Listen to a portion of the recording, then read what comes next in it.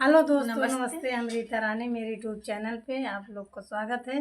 दोस्तों की बहुत प्यारा से छोटा से सोहर गीत सुनाए चलते दोनों सहेली और बहुत खुशखबरी एक की है, वो बताई दी आप सबके बीच में।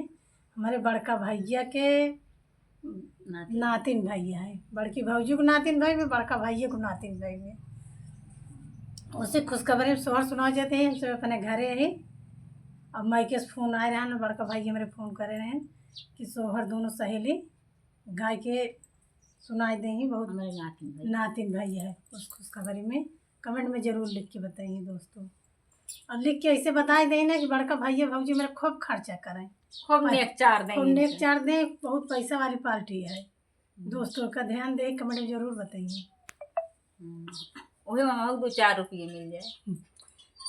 कौने माँ से गंगा झुराई है, कवने दहाले है, कवने दहाले है हो सखिया। कौने माँ सा पिया घर आई है, कहबा दुखाया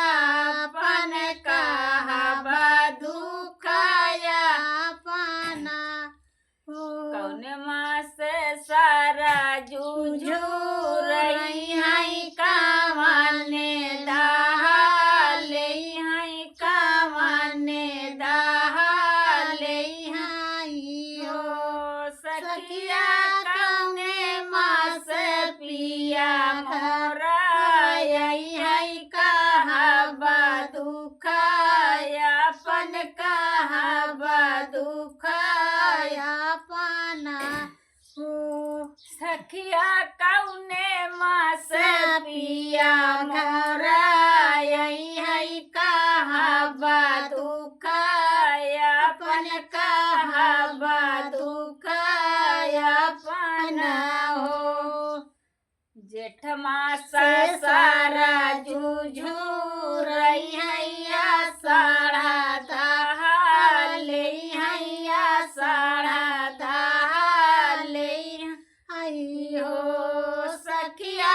सान मास पिया मोरा आई है, कहबा दुखाया अपन, कहबा दुखाया अपना हो सखिया। सावन मास पिया मोरा आई है, कहबा दुखाया अपन, कहबा दुखाया अपना हो।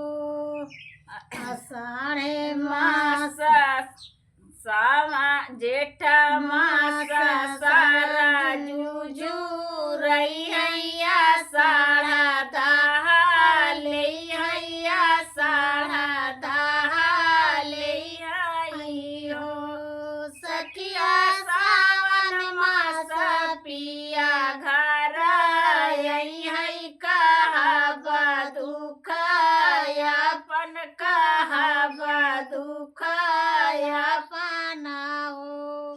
तू ही मोरे पियावा से पियावा तू हाई श्री साहेब, तू हाई श्री साहेब हो पियावा ठौना मोरे सिरहाना, कहबा दुखाया अपन, कहबा दुखाया अपना हो पिया बाई ठौना मोरे सिरहाना, कहबा दुखाया अपन, कहबा दुखाया अपना हो।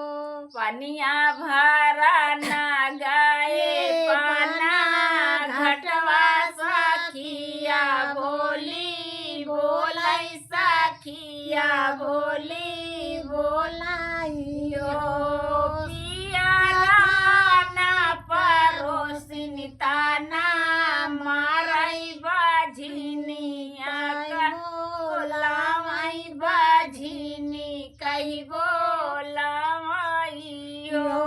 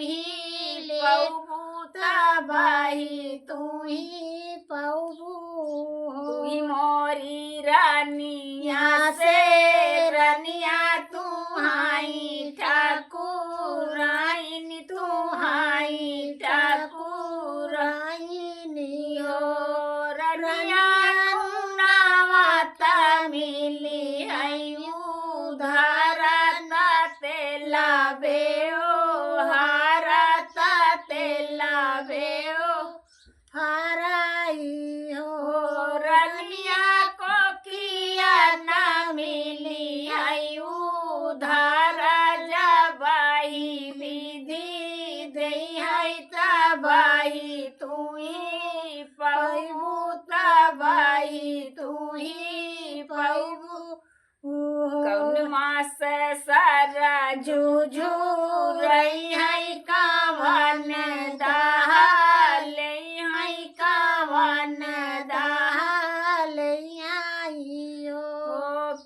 सखिया कावन मासा पिया घर आई है कहाबा दुखाया पन कहाबा दुखाया हो सखिया कौने मासा पिया घर आई है कहाबा दुखाया पन का